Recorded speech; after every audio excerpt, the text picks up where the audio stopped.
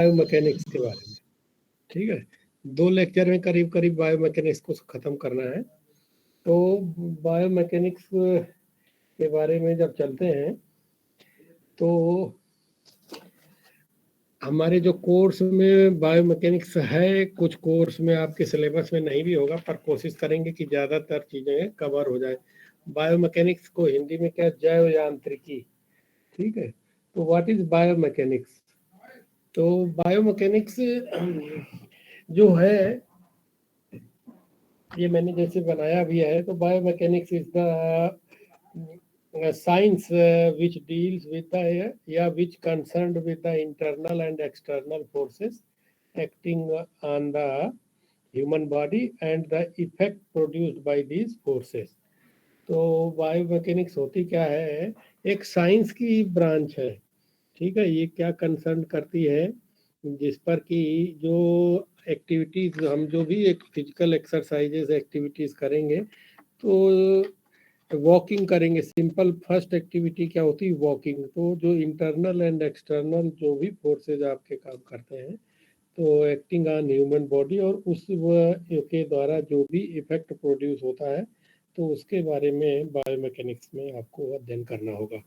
अब पीएचडी में बायोमैकेनिक्स का आपको बहुत ज़्यादा एनालिसिस पर काम आएगा, क्योंकि तो अब आपको जैसे कि स्लाइड दिख रही, the study of how to physical laws of mechanics apply to the human body. Biomechanist analyse an athlete's performance.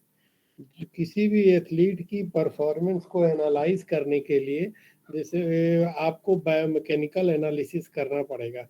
Usain bolt की परफॉर्मेंस को, जैसे 100 मीटर की परफॉर्मेंस है, तो 100 मीटर को आप स्टार्ट फेज और फिनिश, स्टार्ट और बीच का 3 फेज पर अगर आप करेंगे, तो तीनों फेज को में कितना कितना 9 सेकंड में 100 मीटर वो दौड़ रहा है, तो उस 9 सेकंड में तीनों फेसेस में कितना कितना उसने समय लिया, तो आपको ये बायोमैकेनिक्स से ही पता चलेगा। तो सबसे पहला ये क्वेश्चन है आपके पास, व्हाई बायोमैकेनिक्स?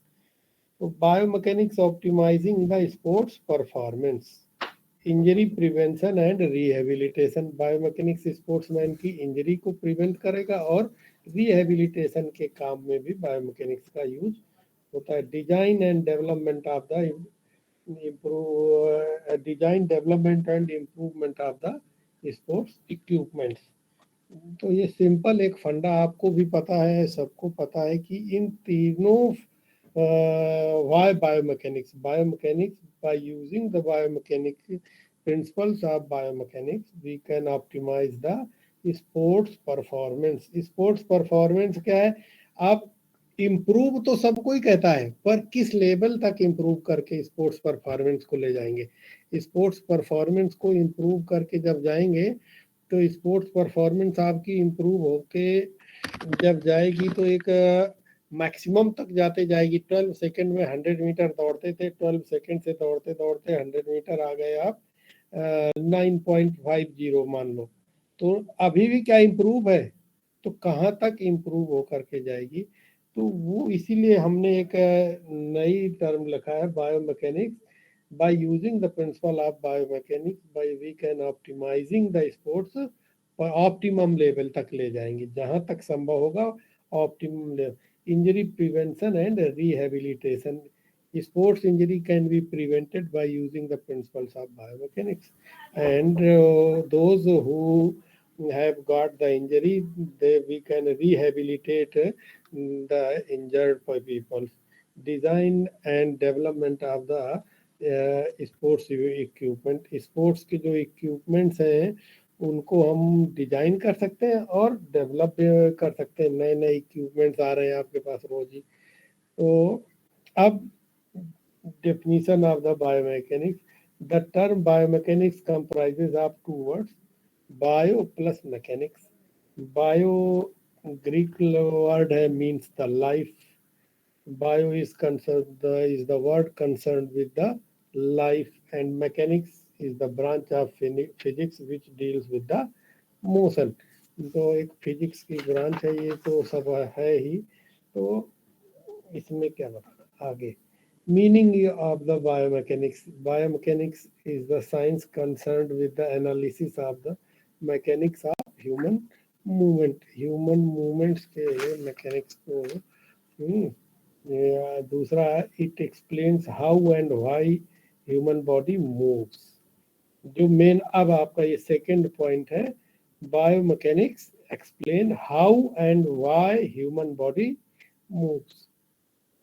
ठीक है, जैसे वॉक करेंगे तो आप कहाँ पर किस प्रिंसिपल से आप फोर्स करेंगे, एक सिंगल कांटेक्ट होगा जमीन से कि डबल कांटेक्ट होगा कि नो कांटेक्ट होगा। तो रनिंग, जंपिंग, वॉकिंग में तीनों में केवल एक ही डिफरेंस है, what is walking, what is the, अगर कोई पूछे आपसे what is the difference between the running, jumping and walking, तो रनिंग, जंपिंग और वॉकिंग में केवल एक ही डिफरेंस है कि रनिंग में क्या होता है कि double single contact with the ground, walking double contact with the ground, and jumping no contact of the player या एथलीट और any human body with the ground. जब तक आपका जमीन से कांटेक्ट रहेगा तब तक जंपिंग नहीं होगा।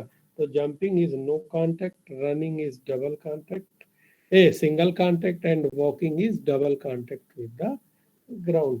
So, biomechanics tells us how our muscles, bones, tendons, and ligaments work together to produce the movement. Any movement, any sports activity cannot be take place without the involving of the muscle movement. When the together muscles, bones, tendons, and ligaments all work together, then we can produce the movement, and it can be tell or it can be calculated only through by the biomechanics. Biomechanics gives us the detailed analysis of any sports movements, which helps to minimize the risk of injury and improve sports performance. जैसा मैंने पहले भी बताया था कि biomechanics क्या करती है, इंजरी प्रिवेंशन एंड रिहेबिलिटेशन। तो वही है कि it gives the detailed analysis of the sports movement which helps to minimise the risk of sports injury.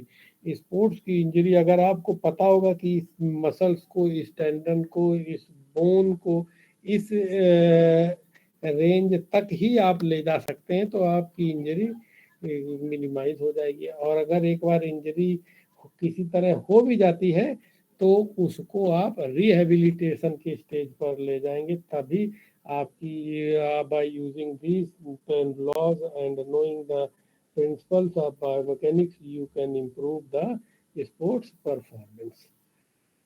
तो अब हमने डेफिनेशन बताते हैं। तो बायोमैकेनिक्स की सिंपल एक डेफिनेशन होती है, biomechanics is the science concerned with the internal and external forces acting on the human body and effect produce by these forces.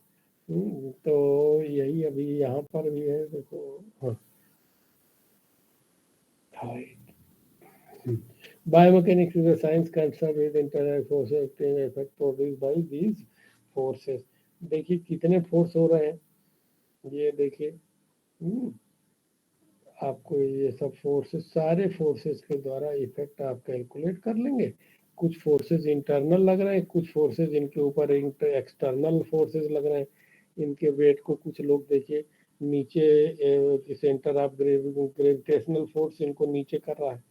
तो नेचर ऑफ सरफेस, जिस सरफेस पर वॉकिंग कर रहे हैं, तो इस तरह से कई तरह के फोर्सेस, एक्सटर्नल फोर्सेस, जब आप रेत सैंड में चलेंगे और मडी में चलेंगे और सिंपल रोड में चलेंगे, आइस में चलेंगे, तो डिफरेंट टाइप के आपको फोर्सेस सामना करना पड़ेगा। तो इसलिए ये बताया इन्होंने। अगला एक और अगर हम आपको डेफिनेशन बताएं, biomechanics is the study of structure and functions of the biological system by means of the methods of the mechanics. तो बायोमैकेनिक्स क्या है, एक ये भी स्टडी है। क्या biomechanics is the study of structure and functions of the biological system human body के जो बायोलॉजिकल सिस्टम है उनके स्ट्रक्चर एंड फंक्शन का स्टडी भी है। आगे अगर और भी एक दो डेफिनेशन अगर हम बताना चाहें तो ये भी कह सकते हैं कि biomechanics is the application of the mechanical laws to living structure. Mechanical laws जितने भी मैकेनिक्स के लॉज हैं उनका लिविंग स्ट्रक्चर पर एप्लीकेशन ही बायोमैकेनिक्स है। Biomechanics is the application of mechanical laws to the living structure, especially to the locomotor system of the human body. Human body का जो लोकोमोटर सिस्टम है उस पर जो एप्लीकेशन है मैकेनिकल सिस्टम का उसको भी हम बायोमैकेनिक्स कह सकते हैं। बायोमैकेनिक्स के अंदर ही इसको भी स्टडी करते हैं। और अगला अगर आगे और भी डेफिनेशन अगर आपको बतानी है तो biomechanics is the application of the mechanical principles to human bodies in movement and at the rest and the movement and at the rest। Movement की पोजीशन पर और रेस्ट की पोजीशन पर अगर मैकेनिकल प्रिंसिपल का ह्यूमन बॉडी पर अगर आप उपयोग करेंगे तो उसको भी बायोमैकेनिक्स के अंतर्गत ही करेंगे। और आगे बायोमैकेनिक्स इज अप्लाइड मैकेनिक्स, एक ये मैकेनिक्स की ही ब्रांच है। एक मिनट,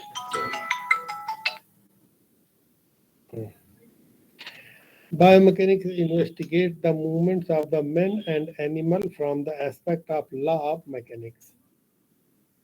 अच्छा, अब हम जब इम्पॉर्टेंस, अब जो मेन चीज है हमारे पास स्पोर्ट्स की फील्ड में बायोमैकेनिक्स की क्या इम्पॉर्टेंस है, ये चीज आपको देखना है। Importance of biomechanics in the field of sports. एक मिनट, नेटवर्क आ रहा है कोई कि नहीं आ रहा है, मुझे ये नहीं समझ रहा। आ रहा है सर, हम लोग बात दिखाई पड़ रहा है। एक मिनट, स्क्रीन में नहीं कुछ दिख रहा।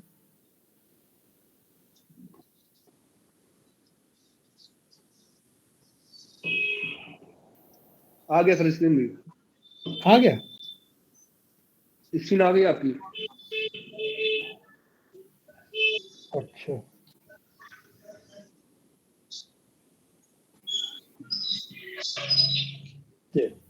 हाँ, मैं यहाँ पर ये बता रहा था, when the study of mechanics is limited to living structure specially to human body is the called the biomechanics. Biomechanics में भी considered to be the aspect of the science of movement kinesiology which has to do the. अच्छा, अब एक चीज kinesiology आ गया। What is kinesiology? Kinesiology का भी आपको, kinesiology is the field of study based upon the anatomical and mechanical analysis of the human action। Biomechanics के पहले आपको काइंसियोलॉजी के बारे में भी थोड़ा सा नॉलेज रखना चाहिए। What is kinesiology? Kinesiology is the field of study based upon the anatomical and mechanical analysis of human action. Hay and Reid की डेफिनेशन जो है ये मैंने बताया। आगे एक चीज और आपको जानना चाहिए, व्हाट इज मैकेनिक्स? मैकेनिक्स क्या होता है? Mechanics is the that branch of physics concerned with the effect that force have on the bodies and the motion produced by that forces। Mechanics is that branch of physics concerned with the effect that force have on bodies and the motion produced by these forces। तो अब हम आते हैं importance of biomechanics in sports. Sports की field में biomechanics का क्या importance है?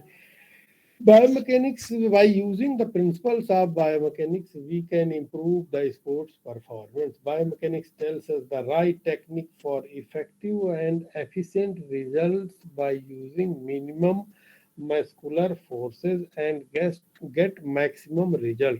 देखिए, सभी खिलाड़ी या स्पोर्ट्स एक्टिविटी में केवल एक ही प्रिंसिपल या का आप लोगों को, सिद्धांत का हम सबको उपयोग करना होता है, maximum efficiency with minimum efforts. एक ही प्रिंसिपल है, सभी कोई चाहता है मैक्सिमम एफिशिएंसी, मैक्सिमम रिजल्ट आना चाहिए, मैक्सिमम आउटकम चाहते हैं, but using the minimum effort. सब कोई चाहता है कम एफर्ट करके हमको मैक्सिमम रिजल्ट मिल जाए। तो biomechanics helps to improve new techniques with the help of क्या कहते हैं, which helps us to get the more results. हमारे पास रिजल्ट्स भी अच्छे आ जाते हैं। Help to biomechanics helps to develop best sports equipments. Biomechanics helps to develop best sports latest nowadays latest sports equipments are coming. In every Olympic you go, you find new and new equipments. So equipments are getting new क्या कहते हैं, technology बदलती जा रही है, नए नए equipment आते चले जा रहे हैं। तो ये सब ऐसा थोड़ा है कि वो बना रहे, क्या है कि उनमें प्रिंसिपल्स ऑफ बायोमैकेनिक्स लगा करके मिनिमम एफर्ट करके मोर रिजल्ट देने वाले इक्विपमेंट आ रहे हैं, इसीलिए उनको लोग खरीद रहे हैं। Biomechanics helps to make correct and scientifically proven equipment. कैसे इक्विपमेंट्स आ रहे हैं जो साइंटिफिकली प्रूवन है। अब बायोमैकेनिक्स से, जैसा मैंने शुरू में भी बताया, bye using the principles of biomechanics we can prevent the sports injuries. It helps us to know the forces that can lead to the injuries during the game situations. Which कुछ कैसे force होते हैं जो हमारे muscle, जहाँ तक हमारी muscle की मैक्सिमम रेंज है, जॉइंट्स की हमारी मैक्सिमम रेंज है, बियॉन्ड द रेंज जब आप मूवमेंट करेंगे तभी इंजरी होगी। तो आपको अपनी रेंज पता चल जाएगी कि इस रेंज तक हमें जाना है। Knowledge of safety principle. Biomechanics gives the understanding to analyze the different safety movements. But अगला helps in research work. Main use of biomechanics in this era is for sportsmen. It is the research work. It helps to impart scientific teaching and learning process. Create confidence in players.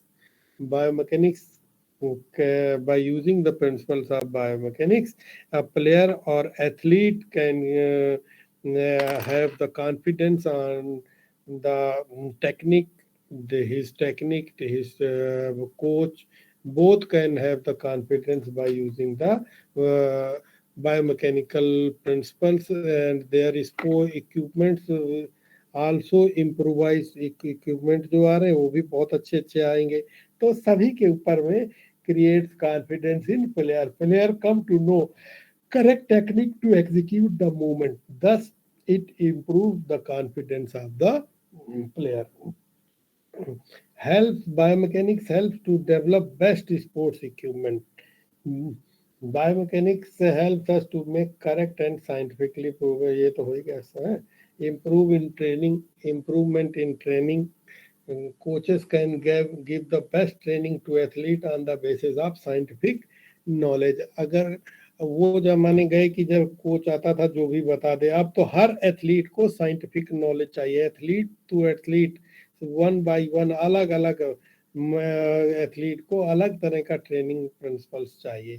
तो इस coach can give the best training to athlete on basis of scientific knowledge. He can analyze the player's movement in a better way. Analysis of player's movement in a better way is also very important. Knowledge of safety principles. Biomechanics gives the understanding to analyze different safety movement.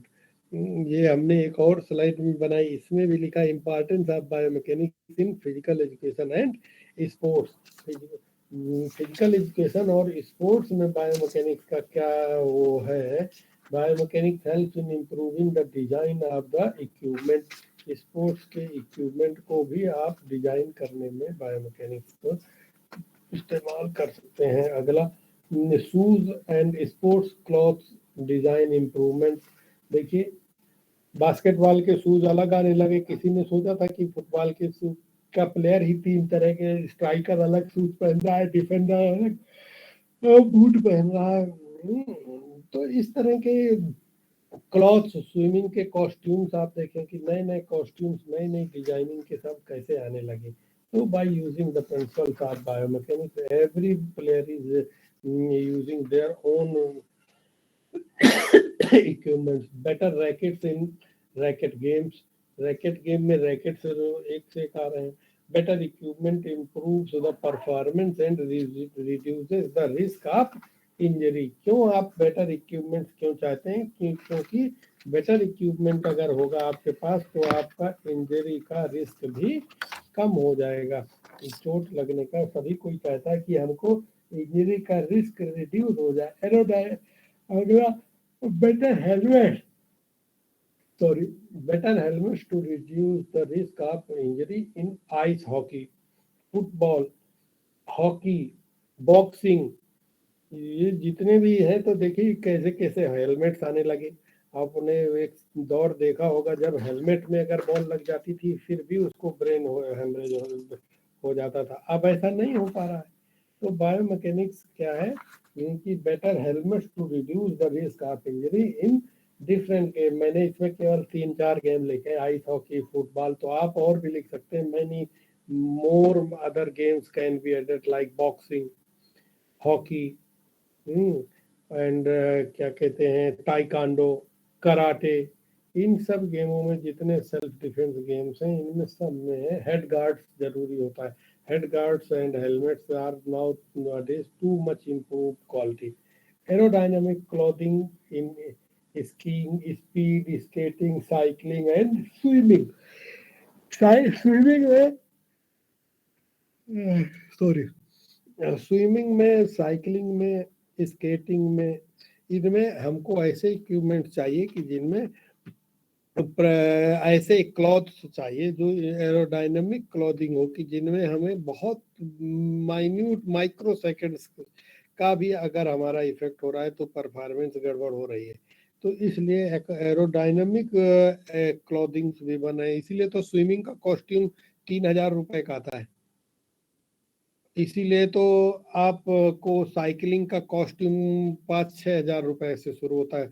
Weight lifting का costume cost the 10,000, power lifting का जो costume आता है। तो bye using the principle of biomechanics में कुछ term जो है ये तो हो गया, आपको पढ़ने होंगे कि सम बायोमैकेनिकल टर्म्स जो आपको जब you will go to analyse the biomechanical analysis of the many sports techniques, many sports equipment, then you have to study the following terminologies. What is velocity? Speed क्या होता है, डिस्प्लेसमेंट क्या होता है, distance क्या होता है। Velocity is the speed and direction of the body. Acceleration क्या होता है, change in velocity involving the speed and direction. Angular velocity, angular acceleration है। What is angular velocity? Angular velocity is angle that is rotated in a given unit time. अगला angular acceleration, change of angular velocity for a unit of time. Mass, what is mass? Mass is the amount of matter possessed by an object। ठीक है। Force, any action that change or tends to change the motion of an object। if जैसे Newton's का principal कहता है, if the body is rest it will remain at rest, if the body is in movement it will continue in the movement। तो जब हमारा एक Newton का पहला सिद्धांत कहता है कि बॉडी रेस्ट में है तो रेस्ट में रहेगी, मूवमेंट में है तो मूवमेंट में रहेगी, अनलेस एंड अनटिल समवन क्या होता है, उस पर फोर्स न लगाए। तो उसीलिए force is the action that, वही है बॉडी अपनी स्टेट पर ही रहना चाहती है। If it is in rest it will remain in rest, if it is in motion it will continue in motion. तो any action that changes or tends to change the motion of an object or state of an object, किसी object की state को either that is a rest or motion को change करने के लिए को जो भी एक्शन होता है उसको हम फोर्स कहते हैं। Pressure, ratio of force to area over which force is applied. Gravity, natural force that pulls all objects forward the center of the earth। तो इसी तरह सेंटर ऑफ ग्रेविटी, तो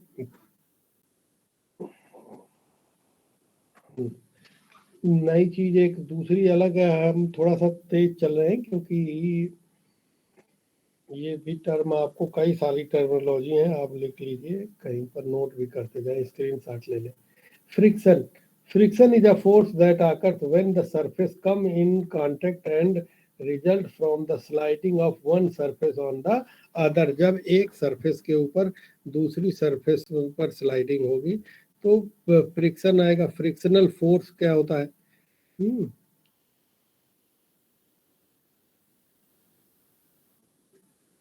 हाँ, वर्क क्या है? Force that applies to the body through a distance and in direction of the force.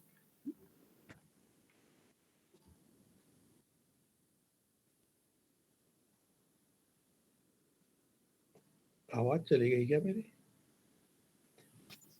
नहीं sir, आवाज आ रही है आपकी। अच्छा ठीक। तो जब एक वस्तु की सतह का दूसरी से रगड़ी जाएगी एक वस्तु की, जो किसी सतह को जब दूसरी वस्तु से रगड़ेंगे तो उसको उस तरह के, उसको the rubbing of one surface और the things to the against the another. एक सरफेस के ऊपर दूसरी सरफेस को, the rubbing of one surface against the another is called the friction. ठीक है, तो फ्रिक्शन ला क्या होता है? फ्रिक्शन के भी क्या कहते हैं? Laws of friction, principles of friction. Friction को हमारी खेल की परफॉर्मेंस को कैसे परफॉर्मेंस करता है कि जैसे देखते हैं कि आप फ्रिक्शन कम मिनिमाइज होता है, surface resistance, relative friction, the body of the sliding, अगर रोलिंग होगी बॉडी तो फ्रिक्शन का डिफरेंट है, ये अलग से आपको देखा जाएगा। Work, force that is applied to the body through a distance and in the direction of force. Power, amount of work accomplished in one unit of the time. एक यूनिट में जो आपने क्या कहते हैं, power, amount of work accomplished in one unit of time. लोगों या वस्तुओं को जो अब आप काम करते हैं, योग्यता, सामर्थ्य, क्षमता है, तो ये आपका पावर आ गया। Energy, capacity of the body to perform work, kinetic energy, potential energy और टॉर्क, ट्विस्टिंग, टर्निंग एंड और rotatory force related to production of the angular action. अब स्टेबिलिटी के बारे में भी आपको थोड़ा सा देख लेना है कि stability is also very important term which is used in analysis, biomechanical analysis। The lower the center of gravity to the base of support, greater the stability। आप देखते होंगे कि जब आप खड़े हो जाएंगे तो ज्यादा स्टेबल है कि कम? थोड़ा सा बिल्कुल सीधे खड़े होंगे तो body is too much unstable, बिल्कुल अनस्टेबल है। थोड़ा सा रेसलिंग स्टाइल में एक पैर और एक one leg, if you will keep one leg forward one leg backward, एक पैर आगे और एक पैर पीछे रख लेंगे तो आपकी बॉडी थोड़ा सा पहले के मुकाबले थोड़ी सी ज्यादा स्टेबल हो जाएगी। अगर आप डिस्टेंस को और नीचे कर लेंगे, बैठ जाएंगे, तो आपकी बॉडी में और ज्यादा स्थिरता आ जाएगी। अगर आप लेट जाएंगे तो आपकी और ज्यादा स्थिरता आती चली जाएगी। तो स्थिरता या stability is lower the centre of gravity, कहने का मतलब जितनी सेंटर ऑफ ग्रेविटी कम होती चली जाएगी उतनी स्टेबिलिटी बढ़नी जाए, आपकी ज्यादा होती चली जाएगी। The nearer the center of gravity to the center of base of support, the more stable of the body। और दूसरा ये प्रिंसिपल क्या है कि nearer the centre of gravity to the centre of base of support, base of support के जितना नजदीक आते जाएंगे उतनी आपकी स्टेबिलिटी बढ़ती जाएगी। कंटिन्यूअस विदाउट द चेंज, मतलब कोई चेंज नहीं होना चाहिए, ठीक है। Stability can be increase by widening the base of support. आप देखते हैं कि अगर आपको ज्यादा स्टेबल होना है तो आप हाथ भी चौड़े कर लीजिए, जितना बेस ऑफ सपोर्ट आपको ज्यादा मिलेगा। चौड़े जूते हुए आइस स्केटिंग वालों के जूते देखिए और ज्यादा चौड़े हो गए, मोटे टायर स्टेबिलिटी की वजह से ही टायर्स को मोटे आने लगे। तो स्पोर्ट्स इक्विपमेंट इन प्रिंसिपल्स को देखकर ही डिजाइन होने लगे अब कि, ठीक है।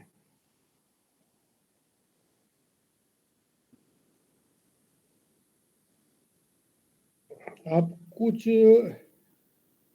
हमने आपके लिए ये रखा हुआ है सैंपल रिसर्च क्वेश्चंस, कुछ एक दो चार क्वेश्चंस रिसर्च के हमने आपके लिए लिखे। How do running motion change as a children develop.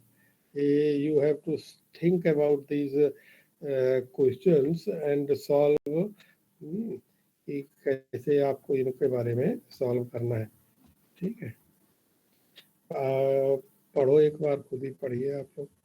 How do running motion changes as children develop? How do forces summate to produce maximum power in tennis service? How can athlete shoes be designed to reduce injury and artificial turf? How can athlete shoes be designed to reduce injury on artificial turf? What is the best body position for swimming the butterfly stroke? These are the some research questions which you have to solve.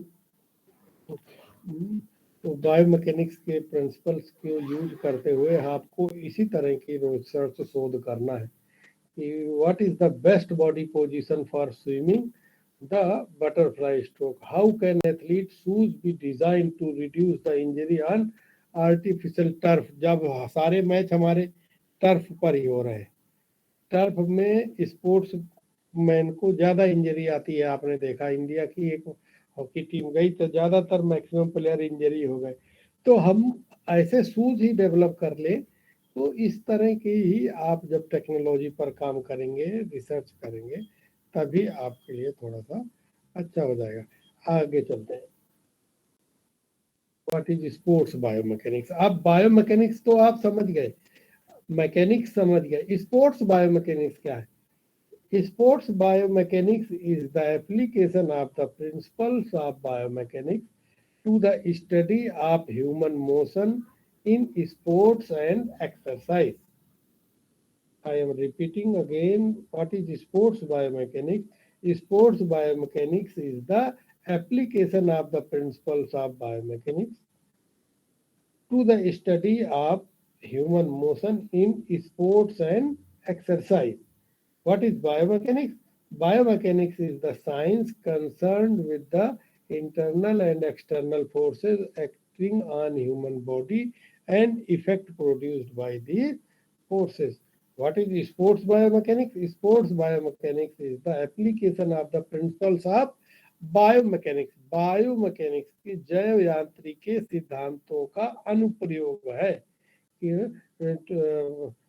Principles of biomechanics to the study of human motion in sports and exercises। Sports में और क्रियाओं के दौरान, खेल के दौरान इनके जैव यांत्रिकी के नियमों का अनुप्रयोग करना है, ये सिद्धांतों का अनुप्रयोग करना है, स्पोर्ट्स बायोमैकेनिक्स होता है। स्पोर्ट्स बायोमैकेनिक्स की ब्रांचेस व्हाट, दो तरह की ब्रांचें होती हैं, biomechanics static and dynamic.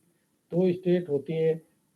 Static, what is static? Static STATICS, statics, static और dynamic DYNAMICS। Dynamic, static means produce no change, dynamics means produce unbalanced forces. Static is produce no change and dynamic is unbalanced forces. तो जब dynamic होगी तो dynamic में दो तरह की चीजों का आप अध्ययन करेंगे, काइनेटिक्स एंड काइनामेटिक्स, ठीक है, काइनामेटिक्स एंड काइनेटिक्स। तो स्टैटिक क्या होती है? Static is specially deals with the balanced forces. मैंने बताया स्टैटिक क्या है, static is specially deals with the balance forces which produce no change in the state of motion of the body. स्थिर, static means क्या हो गया, स्थिर अवस्था। Static is specially deals with the balanced forces, जब deals with the balance forces which produce no change in the state of motion और rest. अगर state आप ये ना कहो कि स्टैटिक है तो हम रेस्ट पे रहेंगे, ट्रेन चल रही है पर स्टैटिक है आप अंदर। ठीक है, आगे बढ़े। और काइनेमेटिक्स क्या होता है? स्टैटिक को हिंदी में भी जैसे थमा हुआ, स्थिर, जिसमें कोई गति में परिवर्तन ना हो, जिसकी गति समान हो। ठीक है, तो इस तरह का बीच specially deals with the balance forces which produce no change in the state of motion of the body. Kinematics is the qualitative quantitative. Kinematics क्या होता है? Kinematics is a quantitative description और geometry of the motion. Motion का quantitative description करना है, quantitative description of the motion. How, जैसे for example how far, how fast, how consistently studies the characteristic of motion, velocity, acceleration without regard to the force। ठीक है, अब kinetics, जब dynamics को दो तरह से पढ़ते हैं, unbalance forces kinematics and kinetics. Kinematics is the quantitative description and kinetics is concerned with the effects of the unbalanced forces with the cause of motion, which cause of motion. In other words, it deals with the application and effect of the forces। Effect of forces का जो उनका application है forces का, इसके बारे में हम kinematics में काइनेटिक्स में डील करेंगे। ठीक है, अच्छा अब आते हैं स्पोर्ट्स बायोमैकेनिक्स के बारे में। मैं बता रहा था, sports biomechanics is the science which examines the various internal and external forces acting on the athlete and implies the effect produced by these forces।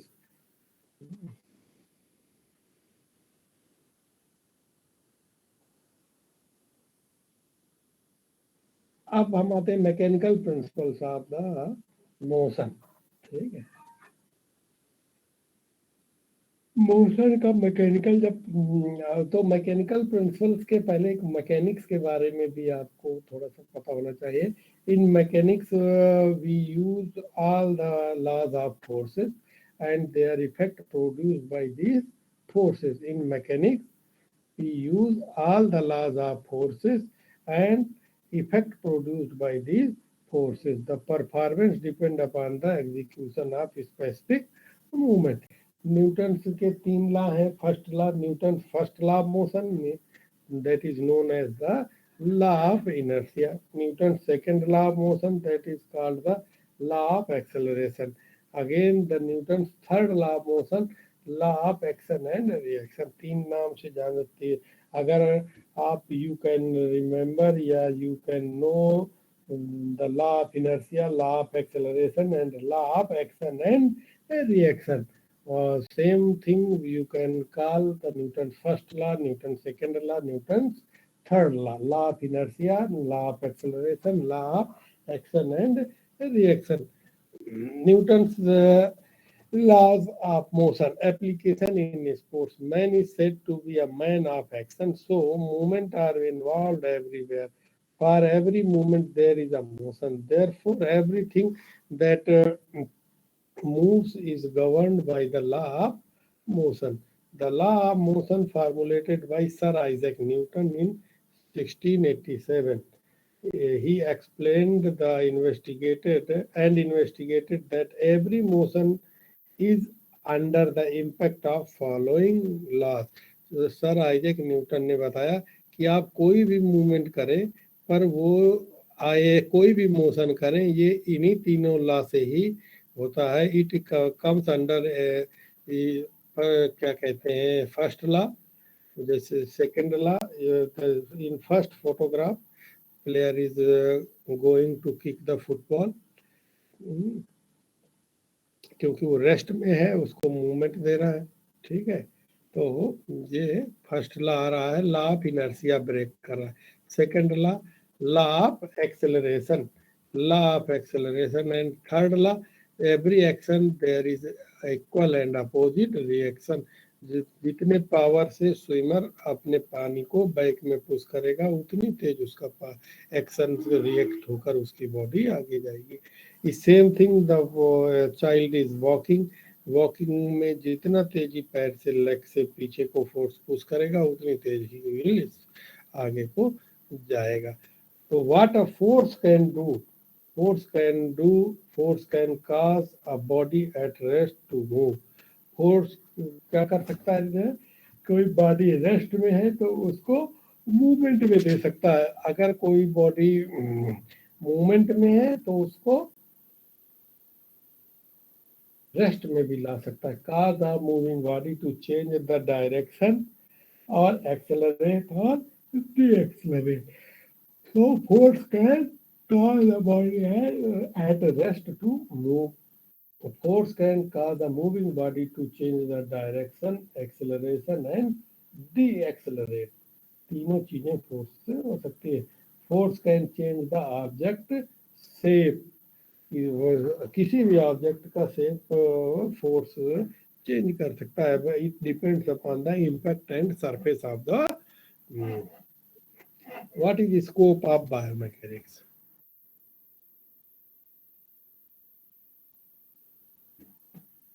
Scope of biomechanics. The scope of biomechanics is in automobile construction.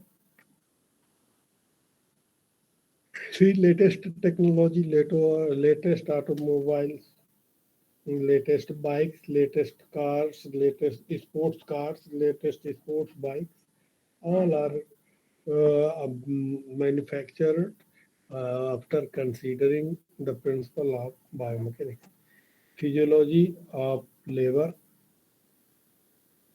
space exploration, orthopedics rehabilitation, physical education है, sports.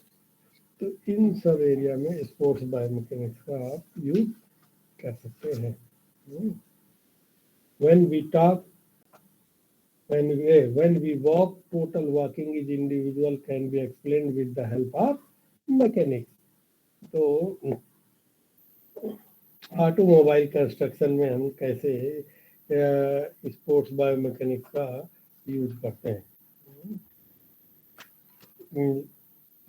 See the roof of the car, carbon fiber composite analysis, automobile component, door panels, rear spoiler, ये सब different parts हमने वो बताए कि देखिए automobile में कितना बायोमैकेनिक्स के प्रिंसिपल को इस्तेमाल करके कार को बनाया जा रहा है।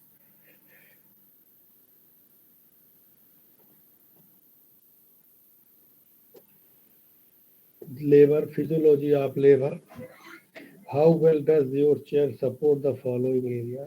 Upper back, lower back, support, lumbar curve, sitting bones, distributed pressure distribute करा हुआ है lumbar region का, thigh behind the knee, the distributed pressure is distributing 0.4, 0.5, area behind the knees not touching the seat pan, feet float flat on the floor or footrest, arms minimal bend at the wrist.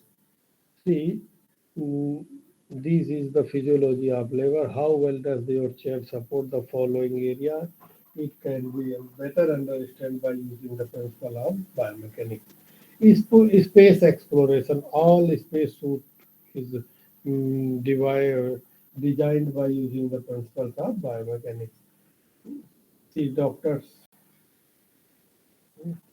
Orthopaedics rehabilitation है।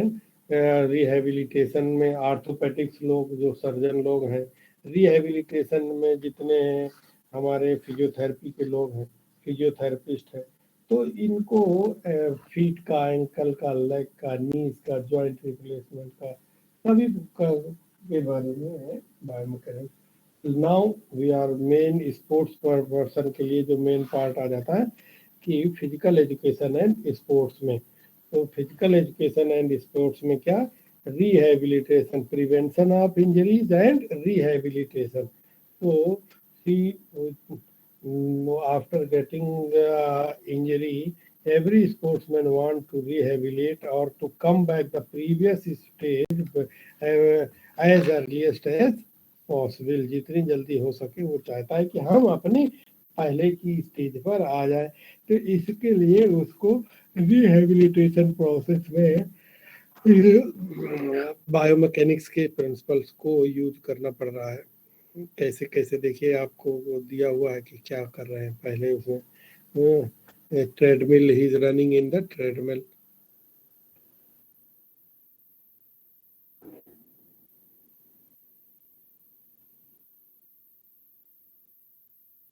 दूसरा, third में पुनर्वास, जब वापस आ रहे हैं resettlement के लिए, लाइटर वेट से डंबल कर रहा है, रीसेटलमेंट कर रहे हैं अपने बॉडी को। और क्या कहते हैं,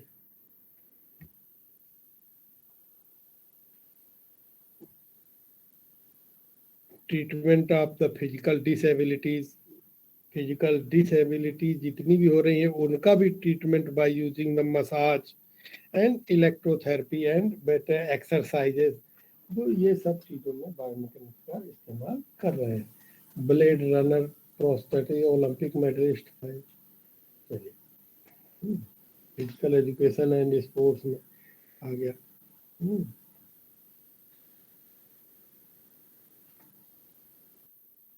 स्पोर्ट्स बायोमैकेनिक्स, अब हम आ गए यहाँ पर।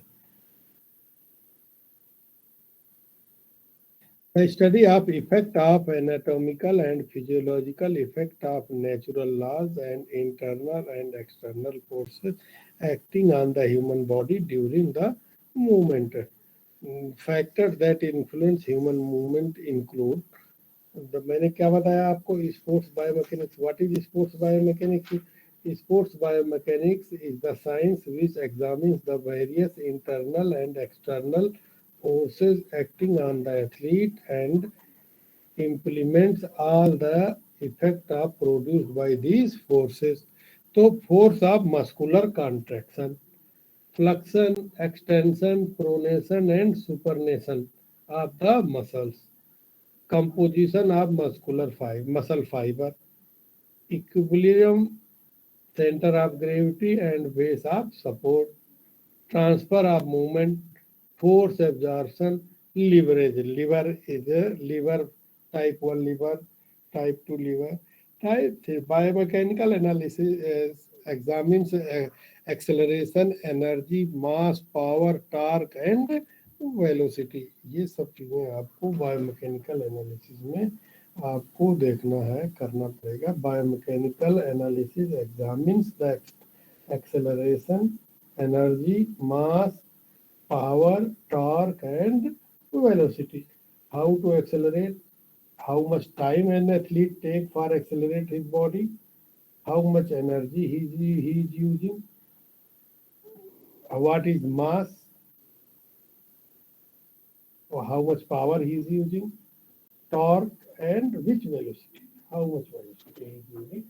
See, this is the example of the one table I am using to show you the 100-meter records. पहले क्या होता था कि अगर जब ओलंपिक्स का ये रिकॉर्ड है, 1912 स्टॉकहोम ओलंपिक हुआ, तो जिसमें 100 मीटर जीती 10.65 सेकेंड्स का टाइम दिया डॉन लिपिनकॉट।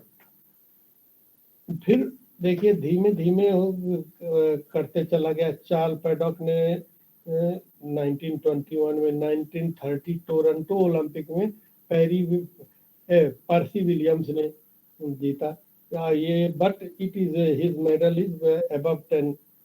और ये बर्लिन में भी 1950 ज्यूरिच ओलंपिक हुआ, जिसमें हरमन हैरी ने क्या करा, 10 सेकंड लिया। किसी ने नहीं सोचा था कि 10 सेकंड में भी 100 मीटर को कोई एथलीट कंप्लीट कर देगा, परंतु 10 सेकंड से 9.5 सेकंड अभी भी नहीं आ पाया। 9.6 तक आने में कितने ओलंपिक लग गए, कितने लग गए 90 पर। मैंने कहा था इसको to optimise the sports performance, biomechanics का एक पहला प्रिंसिपल क्यों करते हैं, to optimise the sports performance. तो ऑप्टिमाइज करते करते 9.67, Usain Bolt is the best athlete who produced ever. आज तक अगर वर्ल्ड में सबसे अच्छा कोई एथलीट प्रोड्यूस हुआ है तो उसेन बोल्ट है, पर उसेन बोल्ट ने भी 9.6 प्लस में करा, वो भी बर्लिन ओलंपिक में 2009 में। उसके पहले बाद भी अभी तक 9 में नहीं आ पाया यहाँ पर। तो ये देखिए बेस्ट परफॉर्मेंस है। कार्ल लुइस सियोल में 1988, फिर Carl Lewis, Leroy Burrell, Donovan Bailey, Asafa Powell में इटली में 2007 में। तो इसमें वर्ल्ड एथलीट में इसने रिकॉर्ड तोड़ा था। ये बायोमैकेनिकल का एक एनालिसिस है कि देखिए 100 मीटर में कहाँ से कहाँ पर आ गया। See, biomechanics and genetics work could help a sprinter like Usain Bolt get even faster. Usain Bolt को biomechanics and genetics work could help sprinter like Usain Bolt get even. आपने देखा कि उसेन बोल्ट ने पूरा last में पूरी race छोड़ दिया, यहाँ पर बिल्कुल स्लो हो गया। अभी भी लग रहा था कि उसेन बोल्ट अगर उसी स्पीड से आते, अगर ये रेस अपनी यहाँ पर छोड़ते नहीं, ड्रॉप नहीं करते, तो ये हो सकता है बिलो 9 भी आ जाते। तो biomechanics and genetics work could help the sprinter like Usain Bolt get. अभी कोई भी समय आएगा भविष्य में तो हो सकता है 9 बिलो 9 भी आ जाए। तो इसी तरह स्पोर्ट्स टेक्निक्स में, technique in sports, the structure and movement, which technique is the athlete is using? High jump. High jump में कौन सी टेक्निक ये लोग यूज कर रहे हैं? Sports technique, most effective biomechanical resolution for the sports task, Fosbury flop. He is using the Fosbury flop. Fosbury flop एक technique use कर रहा है जिसमें पहले स्ट्रेट रन करेंगे। फर्स्ट सेक्शन 3 सेक्शन में इसमें करा कि पहले स्ट्रेट रन करेंगे, फिर ट्रांजिशन आएगा सेकंड फेज, सेकंड सेक्शन में, थर्ड में curve and then jump.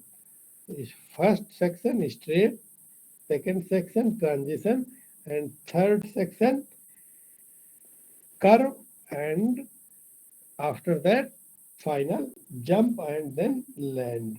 See, this is very, in this, by using this technique, very easy to break the CG। ये देखिए हम आ गए। First section straight run, 1 2 3 step उसने straight run करा, फिर after that second section transition phase something, and after that curve, see how much curve, and then after 10 is taking the jump. Next technique I am going to show you. Biomechanical characteristics curves recognize the objectivity of the superiority of the technique, rotational technique and linear technique। अभी आपने देखा इसमें कि क्या होता है, 60 पट में, 60 पट टेक्निक में पहले सिंपल टेक्निक आती थी, अब 60 पट में कितनी टेक्निक बदल गई। रोटेस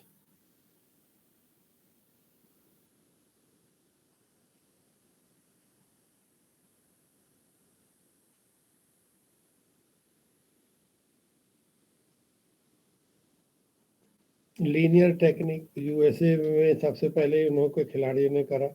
बिगिनर ड्रिल शॉर्ट पट की 3 बेसिक, जो शॉर्ट पुट की बेसिक ड्रिल्स होती हैं, बेसिक टेक्निक्स हैं। तो बेसिक के बाद हमारे पास ये आ गई शॉर्ट पट की टेक्निक। उसके बाद अब देखिए इस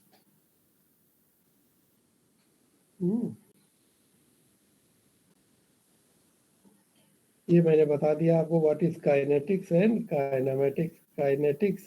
kinematics and kinetics. Kinematics is the quantitative description for of motion. Kinematics is the quantitative, जिसमें quantitative description linear and angular distance and displacement, speed and velocity. Kinetics is the acceleration. A uniform motion is concerned with the effect of unbalanced forces.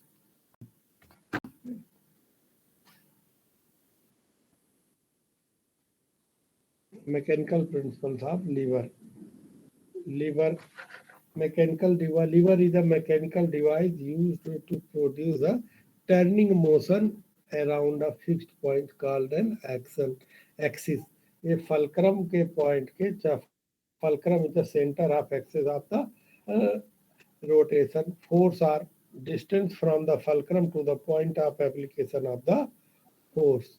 FWP. Resistance or distance from the fulcrum to the weight on which the force is acting. There are three types of lever. First type of lever, first class lever, second class lever and third class lever. First class lever FWP. In first क्या कहते हैं, in first class lever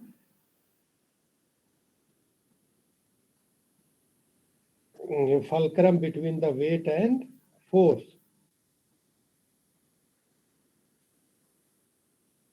And in second class lever, weight is between the fulcrum and the force.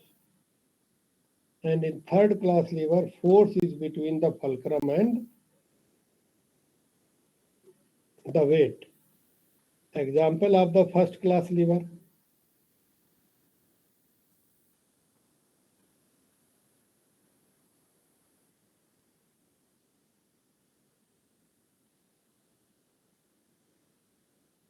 बोलिए, ऐसा liver जिसमें क्या हो, fulcrum बीच में हो, सीसॉ। ठीक है, सबसे best example first class liver का क्या होता है, सीसॉ। ठीक है, अब एथलेटिक्स में top of hammer to get out the nails, scissor कैची। ठीक है, ये सब एग्जांपल क्या है, फर्स्ट क्लास लीवर के एग्जांपल है।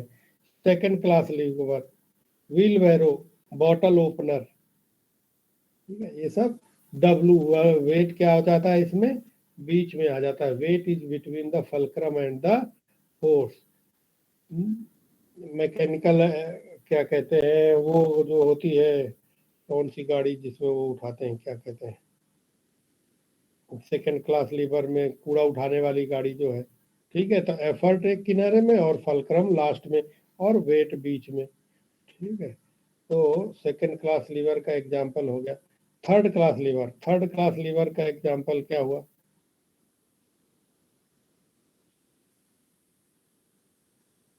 बोलिए, लिफ्टिंग ऑफ डंबल।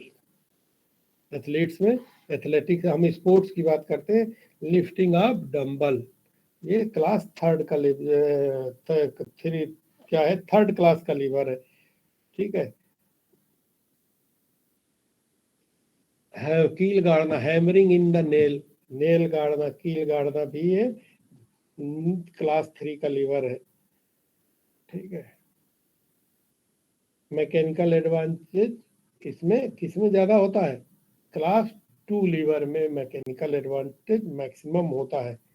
ठीक है, सेकंड क्लास लीवर में मैकेनिकल एडवांटेज सबसे ज्यादा होता है। ठीक है, मैकेनिकल मूवेबल पुली, साइकिलिंग, ये सब चीजें आपको लीवर में पढ़ेंगे। Mechanical principles of the force, the effect that one body has on another, production of force produced by the action of muscle. तो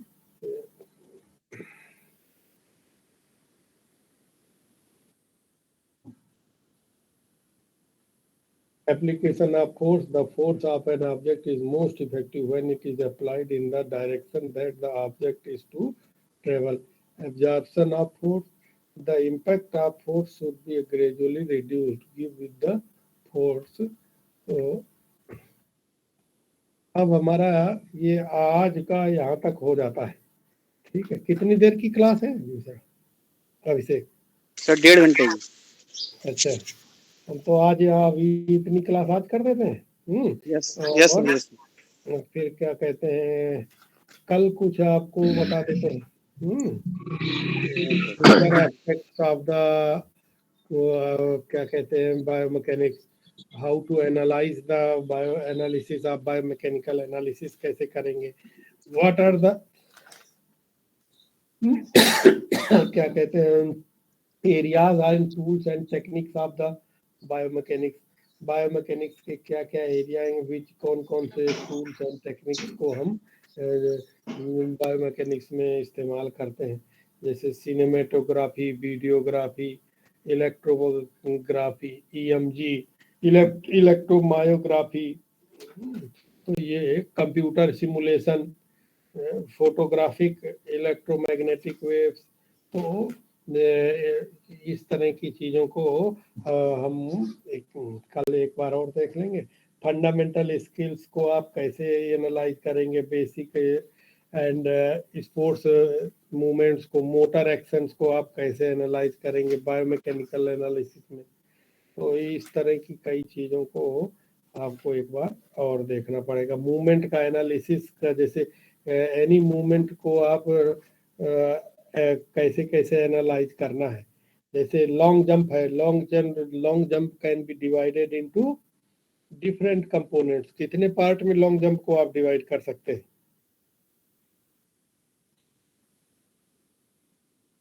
पहला लॉन्ग जंप को अप्रोच रन, दूसरा टेक ऑफ, तीसरा मोमेंटम इन एयर और चौथा landing.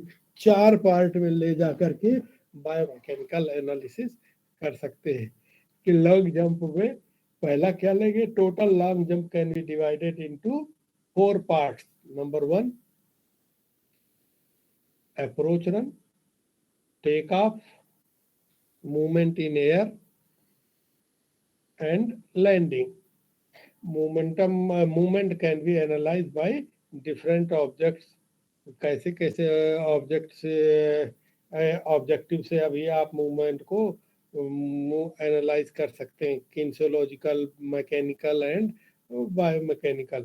तो किन्सोलॉजी की तरह में आप कैसे, it is scientific study of human motion. Kinesiological analysis जैसे लॉन्ग जंप का ही आपको एनालिसिस करना है। तो व्हाट इज किन्सोलॉजी? क्या है kinesiology? Is the scientific study of human motion. Human motion की स्टडी करना है। आप किन्सोलॉजिकल एनालिसिस में आप purpose and classification of the movement, long jump का क्या पर्पस है और उसका डिस्क्रिप्टिव क्लासिफिकेशन कर देंगे। ठीक है, तो इस तरह की 2-4 चीजें हम इसको एनालिसिस करना आपको कल बता देंगे। ठीक है, एक क्लास में मतलब और बता देंगे। अच्छा, उसके पहले you have to know the क्या कहते हैं position of rest, position of motion. What is the position of rest? A body is said to be a rest if it does not change its position with respect to its surrounding. Body is said to be a rest if, what is rest? Rest. So if body is said to be a rest if it does not change its position with respect to its surrounding. अगर वो अपने surrounding के उस पर अपनी body change नहीं करता तो what is motion? The body is said to be in motion if it changes its position with respect to its surrounding. Rest और motion में क्या अंतर होता है? Body is, again I am repeating, body is said to be a rest if it does not change the position with respect to its surrounding. motion, a body is said to be in motion if it changes its position with respect to its surrounding. तो for example motion का running man, whenever a body is in moving having a motion, it is क्या कहते हैं exhibited in different forms. Running है, running में change हो रहा है क्या अपनी सराउंडिंग्स के with respect to body, man is changing its position with respect to its surrounding. Type of motion, motion कितने तरह का होता है? There are two types of motion. क्या क्या होता है motion? Linear motion and angular motion. तो लीनियर मोशन क्या होता है? लीनियर मोशन को ही आप ट्रांसलेटरी मोशन भी कह सकते हैं. अच्छा, एक बायोमैकेनिक्स में थर्ड तरह का भी मोशन एक इस्तेमाल किया जा सकता है, लीनियर मोशन और angular motion. But in biomechanics third type of motion which is known as general motion, linear और एंगुलर को मिला करके. तो आपको तीन तरह के मोशन पढ़ने हैं, linear motion, angular motion and general motion. In biomechanics third type of motion which is known as क्या बताया मैंने? General motion. ठीक है, तो लीनियर मोशन को ही क्या बोलते हैं? Translatory motion. Linear motion is also known as translatory motion. It occurs when all the parts of the body moves in same distance, in same direction and in the same time. What is the translatory motion? Translatory motion का एक principal है जो हमेशा आपको याद करके रखना है. इन ट्रांसलेटरी मोशन या linear motion occurs when all the parts of the body move same distance in same क्या कहते हैं direction and in the same time. The term, ठीक है, लीनियर मोशन में क्या सिंपल फिर से कह दे रहा हूँ, moves in same direction, same distance and in same time. Linear motion को हम स्ट्रेट लाइन मोशन भी कहते हैं. और ये क्या होता है? स्ट्रेट लाइन मतलब body move from one point to another point is called the linear motion. When the body is in motion and एक पार्ट से दूसरे पॉइंट तक जाती, तो इसको हम straight line motion, A part to B part. The linear motion में भी लीनियर और non linear. Linear motion linear भी हो सकता है और नॉन लीनियर मोशन भी हो सकता है.